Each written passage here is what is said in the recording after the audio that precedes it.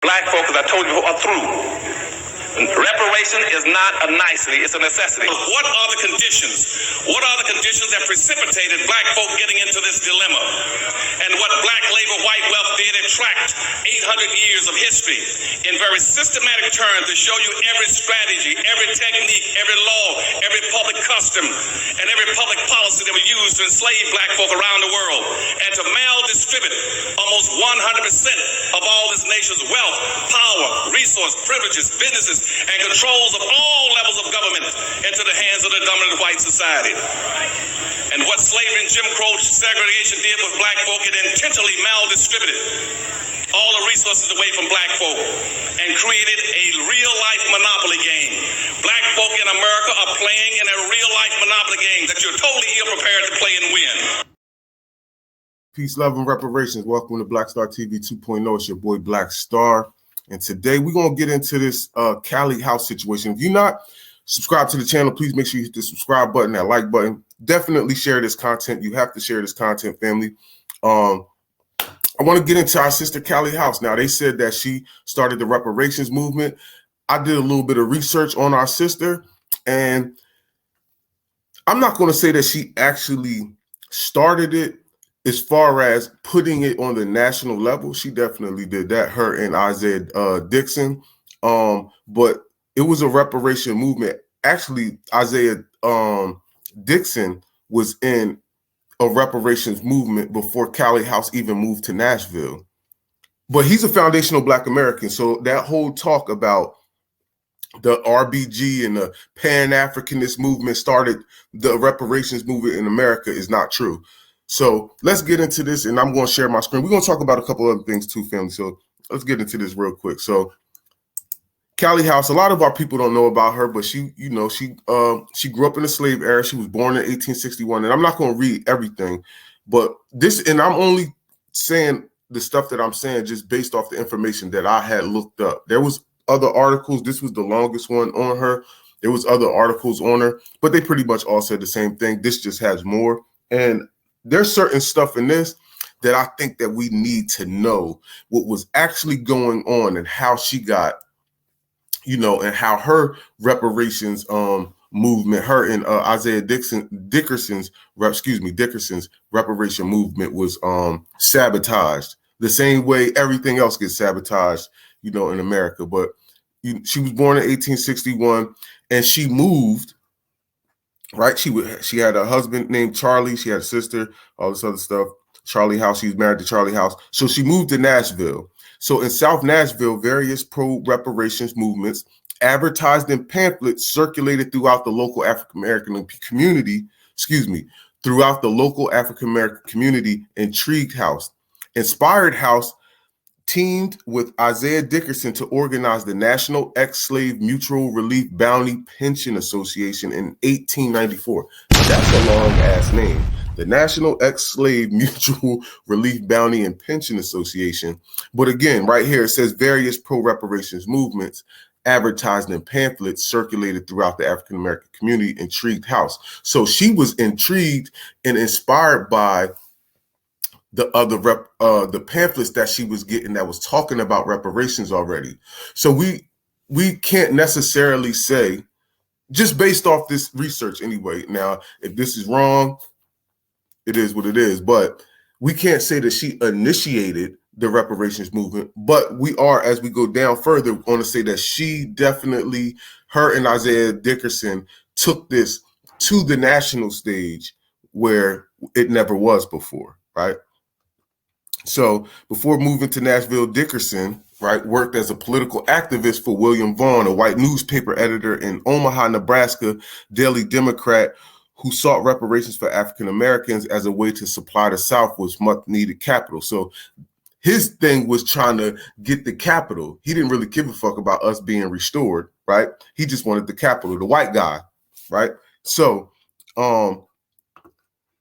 dissatisfied with the paternalistic mission of Vaughn's organization, Callie House and Isaiah Dickerson traveled extensively throughout Southern and border states, gathering support for new organizations that would provide relief and services on a local level, while agitating for reparations on a national level. Now, watch this. it says they was dissatisfied with the paternalistic mission of Vaughn's organization. So he made it seem like he was trying to get reparations, but you really was trying to get money for the South. And, you know, our sister and our brother probably seen through that, and that's why they was dissatisfied with his movement, and, you know, they went their own way. And I'm going to tell you right now that we can't have a movement with white people at the forefront. That's never going to happen, right? That's never going to work. Not even happen. That's never going to work because it's been happening. In 1898, Tennessee's Laws Charter Ex-Slave Pension Association that House and Dickerson started. This organization, unique among other assistant organizations, was open to everyone regardless of religion, affiliation, financial standing, or color, functioned on both local and national level. So on the local level, the National Ex-Slave Mutual Relief, Bounty, and Pension Association functioned similarly to immigrant aid societies that emerged in the urban areas in the early 1900s. See, we was already pushing for immigration because we wanted other people to come over here that looked like us, and that, you know, or even if you didn't all the way look like us, like the Spanish people and everybody else, we thought that you would want to come help fight with us, right? But that didn't work, right? So again, something that we learned didn't benefit us that we got to learn from now, that we say, yo, you know what? This didn't work, so we're going to X that out and we're going to do XYZ now, or try XYZ, right?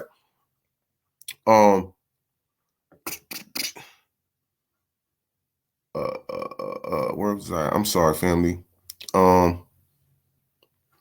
Throughout efforts, Callie House and other organizations organizing agents, local chapters were established and funded through monthly dues, and provided burial expenses for members and to care for those who were sick and disabled. See, listen, man, our people always had good organizations, man. Even in the 60s and the 70s.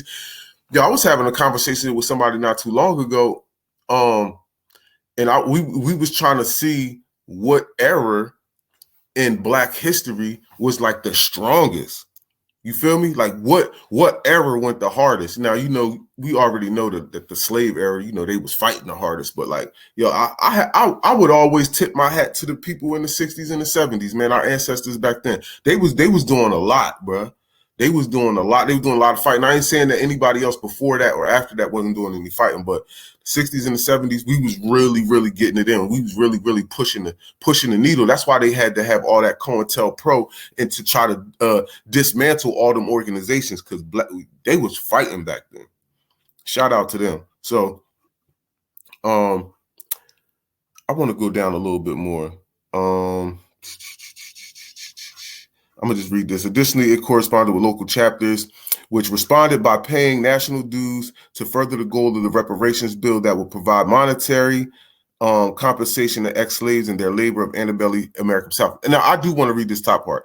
Nationally, the Ex-Slave Pension Association held conventions, elected national officers, and worked for passage of congressional legislation in support of ex-slave reparations. The national organization also provided travel expenses to reparation lobbyists and local chapter organizers. So, however, Callie House and her organization faced opposition from both African-American leaders and government officials. The same thing that we have going on right now. And I'm actually going to show you guys something right now, right? So in 1890 something, and in 1900s, the early 1900s, we still had Black people who were in opposition. And then it says, we're going to go even a little farther, the passage of segregation laws throughout the South fostered this antagonistic climate. African-American leaders such as Booker T. Washington and E.W. Du Bois largely ignored the reparations movement, focusing their energy on promoting education and defending equal treatment for African-Americans within white supremacy culture. I'm glad that they wrote that like that. Shout out to the person who wrote this. This is probably why this always happens, because it's been consistent, right? White people know what works and they stick to what works. What works is putting Black people in front of the camera, right? And then going against, damn, I just messed that up. And then going against reparations. Hold on, family, 1 second. I'm trying to. I actually want y'all to get on this page. Marcel has shared something. I'm so mad that I can't find that. I just had it up here already. It's the guy from North Carolina, right? I'm sorry, family. It's the guy from North Carolina. Is this it? Right here. Yes. Thank you. Because I did not want to. They wanted reparations. And I remember I made this particular liberal. Some people that were talking about reparations in this country. They wanted reparations. And I remember I made this particular liberal so angry at me because I told them right to their face, nobody owes you anything for slavery. If you want to tell the truth about it, it is you who owes. It's you who owes. This nigga crazy. Why do you owe? Because somebody in those fields took strikes for you. Somebody after those fields were ended and slavery was ended. Somebody had to walk through Jim Crow for you. Somebody fought wars and died for you. Nigga, you mean we fought wars and died for everybody else? Fuck is you talking about, nigga? Yo, these people are crazy. Somebody lived less than because they didn't have what you have, and they did it for you. Who lived less than the Negro that was the slave?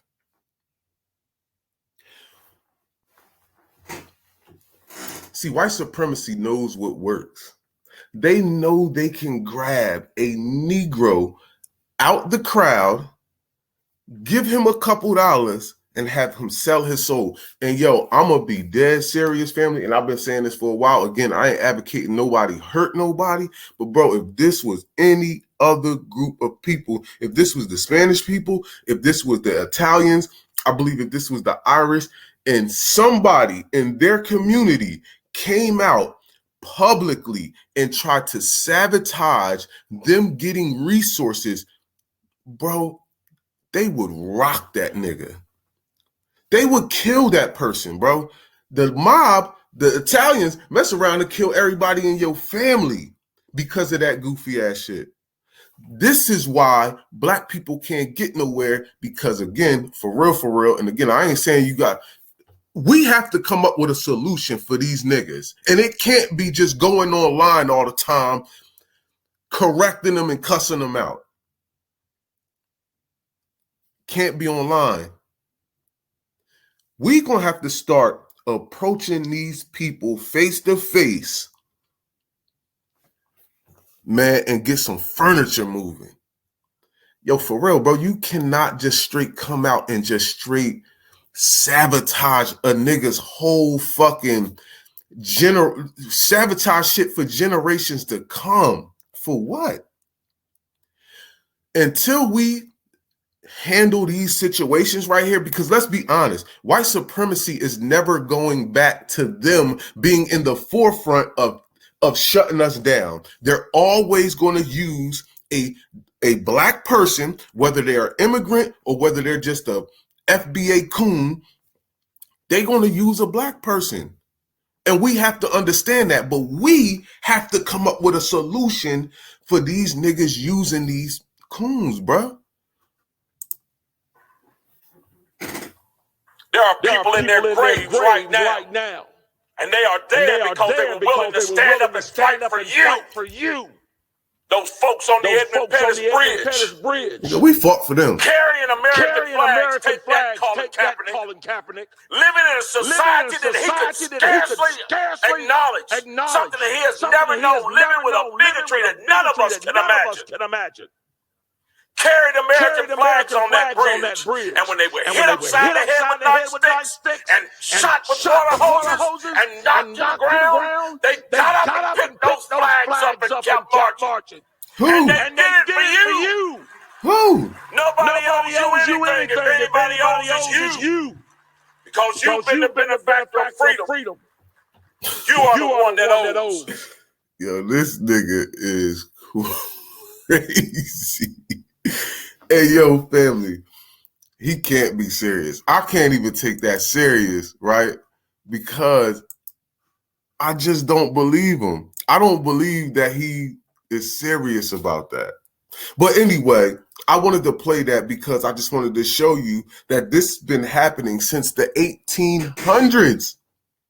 However, Callie House and her organization face opposition from both African American leaders and the government officials. Because again, even back then, you had the bourgeoisie, black people who worked with the government officials, the same way you got now. Obama, Kamala Harris, all these other people, what's her name? I can't even think of the one who ran for Georgia governor. All these people, right? Stacey Abrams, that's what I'm thinking of. So again, this is why I say we have to watch out for black people. In 2023, the white man is not going to be in front of trying to dismantle anything that has to do with black people. He's always, or she's always going to use a black person. So family, we have to come up with a solution to move some furniture with these coons, dog. Like, real talk. That shit, I don't care, bro. I don't care what nobody talking about. Yeah, I'm not really advocating violence, but yo, all I'm saying is you can't take violence off the table when it comes to shit like that. We talk about liberation and freedom, and we talk about people who's blocking it. That's equivalent to somebody being in a fight, holding you back or acting like they holding you back, but meantime, they just holding your arms down while the other person just cold clocking you in your face. You feel what I'm saying? We can't allow these people to sit here while we at war to undermine us, act like you're on our team, and then turn around and turn the gun to us. We can't do that. So let me keep going, man. White Southerners viewed the reparations movement with suspicion. Right? They saw Callie House organization efforts in confusing and misleading African Americans. From the white perspective, peep this, family. From the white perspective, there was no chance of Congress passing reparations legislation. So whites assumed that the organization efforts of House and Dickerson were defrauding African Americans and their hard-earned money. Nigga, you ain't care about them getting defrauded for their hard-earned money, because if you cared about their hard-earned money, y'all would have passed the reparations, John, and y'all would have gave them their shit back.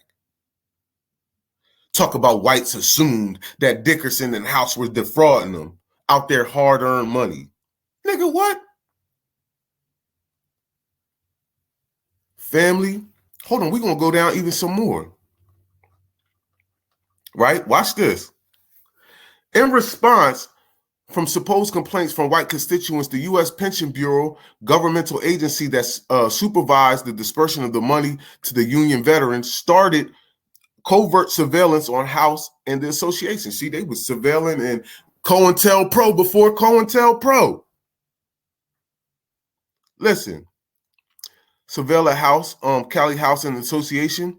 The Comstock Act of 1873 and its later revisions gave the U.S. Post Office, watch this, wide powers to deem any piece of mail fraudulent and deny the use of mail persons engaged in fraud or perceived in fraud. Excuse me.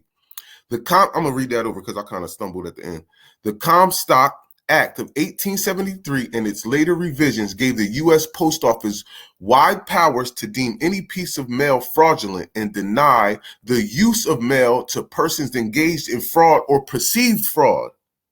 In 1899, y'all know what that is. The Comstock Act of 1873 was "I'm white and I say so." I'm white and I say so. That's why they had to revise it later. That shit was a "I'm white and I say so" law, strictly written up to knock off Callie House. Now watch this. Callie House received notice that the post office had issued a fraud in 1899. We not even in the 1900s already. We not even in the 1900s already. Callie House received notice that the post office had issued a fraud order against her and the organization, ostensibly because they were, according to the post office authorities, soliciting money under false pretenses. Continued federal hostility led House to step down from her post as Assistant Secretary of the Ex-Slave Pension Association in 1902. She continued to organize local chapters throughout the South, but had the failure of Alabama Congressman Edmund Pootis' reparations legislation in 1903. The reparations movement in Congress lost momentum and support eroded. And that's what we're not trying to do to this movement. They are trying to definitely slow down the momentum, and they trying to stop it. And we not letting you do it. We're not letting you get that off. Not in 2023, right? In 1903, you slowed it down, but in 2023, we ain't losing no momentum. Facing the prospect of stalled legislation, Callie House enlisted the aid of the attorney Cornelius Jones to sue the Treasury Department for $68 million in cotton taxes traced to slave labor in Texas. Yo, shout out to Callie House, man. Niggas was putting that work in. And for real, we wasn't waiting to talk about reparations. They was talking about reparations in the 1800s. 1865, it was over. 1865, it was over. They was already asking for reparations and demanding reparations. Right?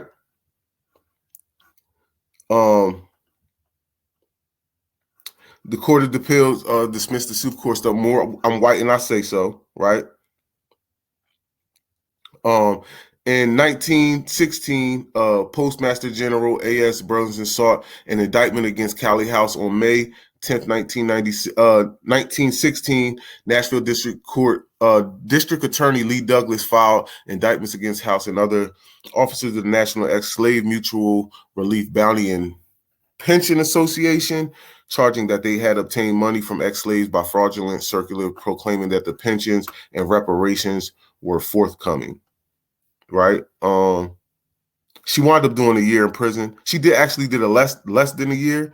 Right here, see, it says, although the evidence was weak, all male, all white jury convicted Callie House on charges of mail fraud, resulting in a sentence of 1 year and a day. She served a sentence in Jefferson City, Missouri Penitentiary from November 1917 to August 1st, 1918, which wasn't a whole year. She was sentenced to a year, but she only did a couple less than a year. Earning early release for her good behavior following her release from prison. She resumed her work as a laundry dress in her local southern Nashville community. I'm sorry, somebody calling me, family. But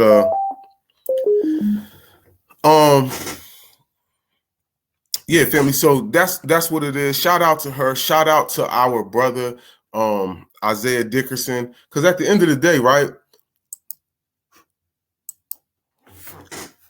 based off what I've gotten, Callie House didn't start the reparations movement, but she definitely did get the reparations movement jumping on a national level with our brother Isaiah Dickerson. I don't believe that the Pan-Africanist movement started the reparations movement. Why would you start the reparations movement? The reparations movement was starting pretty much after slavery. So I don't believe that, Marcus Garvey or any of these guys started the movement. Was they part of the movement? They might have been part of it, but I don't believe that they started. I believe that the reparations movement was started by foundational Black Americans, straight like that. I also wanted to show you guys this, and this is why, again, we have to be careful, right? Hold on, family. We have to be careful because I didn't share my screen. I'm sorry. See, now, this is Brother Garfield, and I wanted to play this because he said, yeah, I said it. Ivan Van Sertima was wrong, right? Then he goes up here. I want to debate, did Africans migrate to the Americas before Columbus, right? And then he had some more stuff.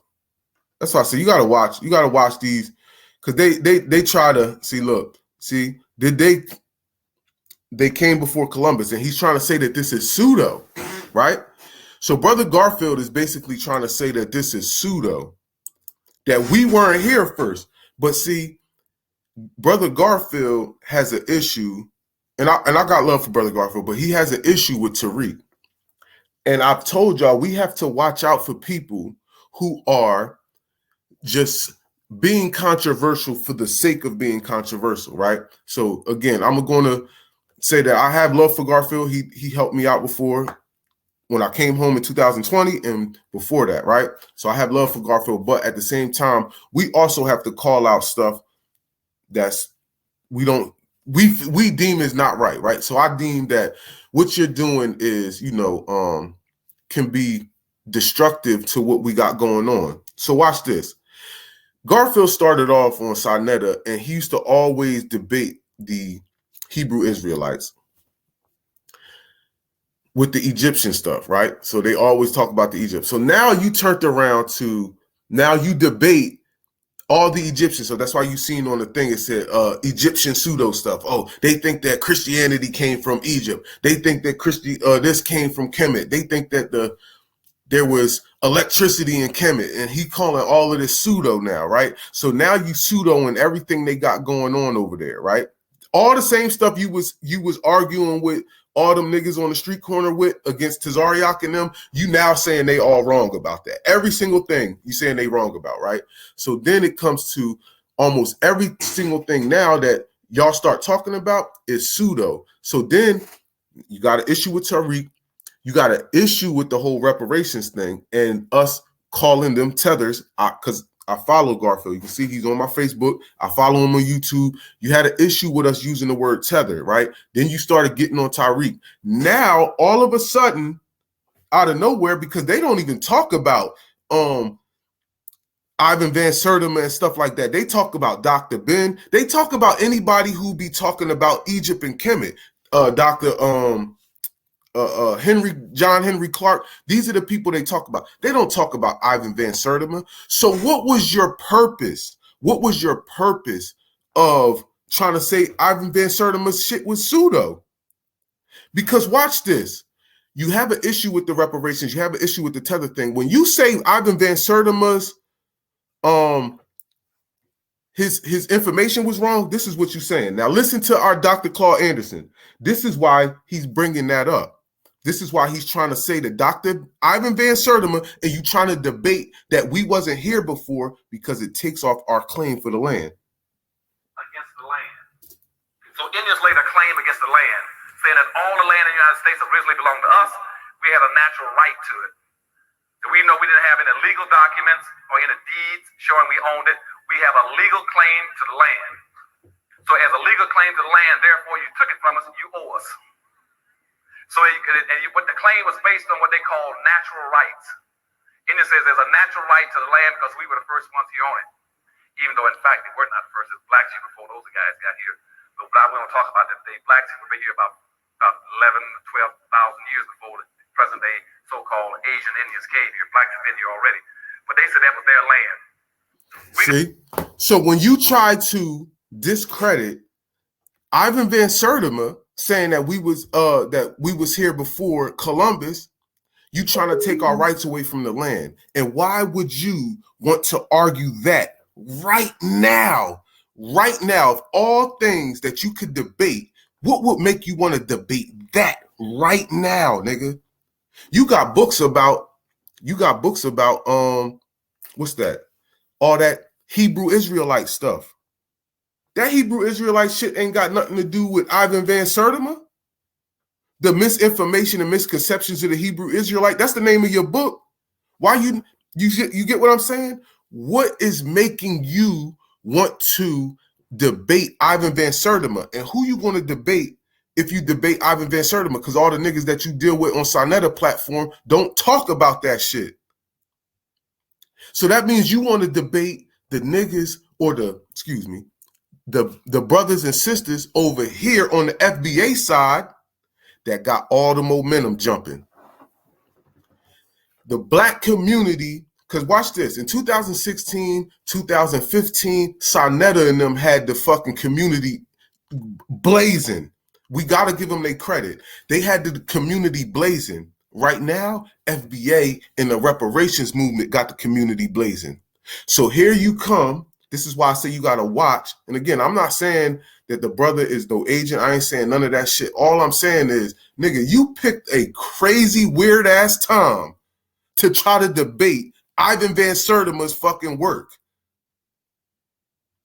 You waited until we got all this fucking reparations momentum where we trying to get money and land, and now you want to say that we don't fucking, that we wasn't here first, nigga.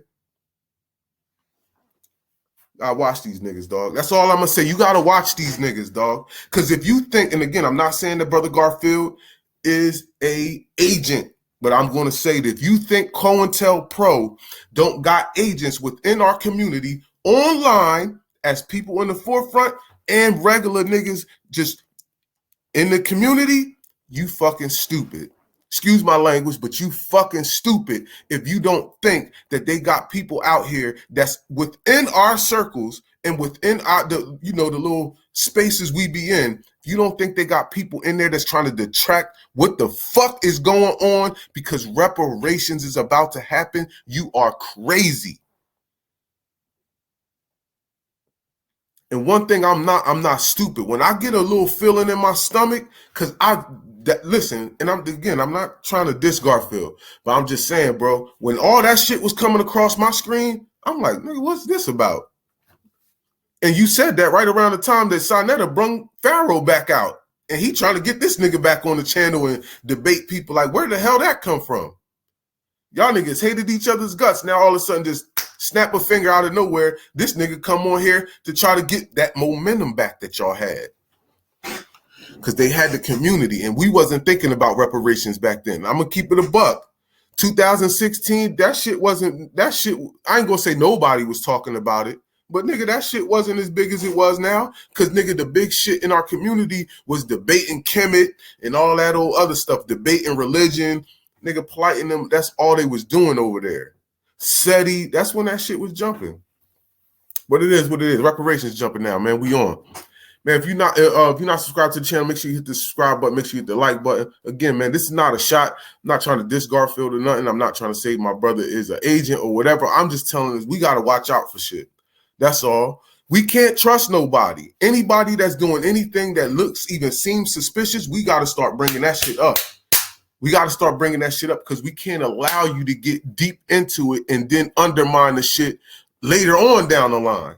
You get what I'm saying? So anything, especially me, and this is Ivan Van Sertima right here. Oh, sorry, that's Ivan Van Sertima right here. Shirt full of foundational Black Americans, as you can see.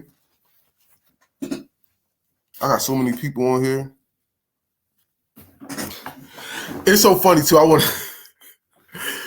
Hey, yo, I was watching Afro Elite and Dr. Clyde Winters was on there. He went in on Runoko Rashidi. I was like, damn, yo, that shit was funny. But again, man, shout out to our elders, man. We do got some elders out there that's putting in that work. And again, they was going through the same thing we going through now, right? Runoko Rashidi, Dr. Clyde Winters said Runoko Rashidi was stealing his material.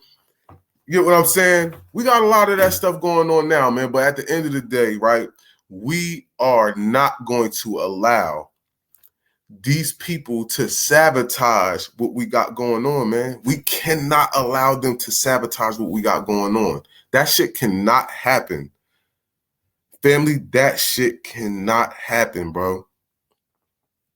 We are too close to reparations and they know it. Yo, it's task force. It's reparations task force popping up all over the country. Man, nigga, they can't stop this shit. And they know it. They know they can't stop the movement. They trying to create these little demacoons and all this other shit. They can't stop us, man. We got so much movement. Family, make sure y'all hit that subscribe button. Make sure you hit that like button. Share this content, man. I love y'all. I love my people, man. Shout out to everybody that's putting that work in. The brother Black Alpha hit me. I might be going on his channel Thursday, around Thursday at like 6. Make sure y'all tune in, man. I'll be kicking it with the brother today. We're going to try to work some things out.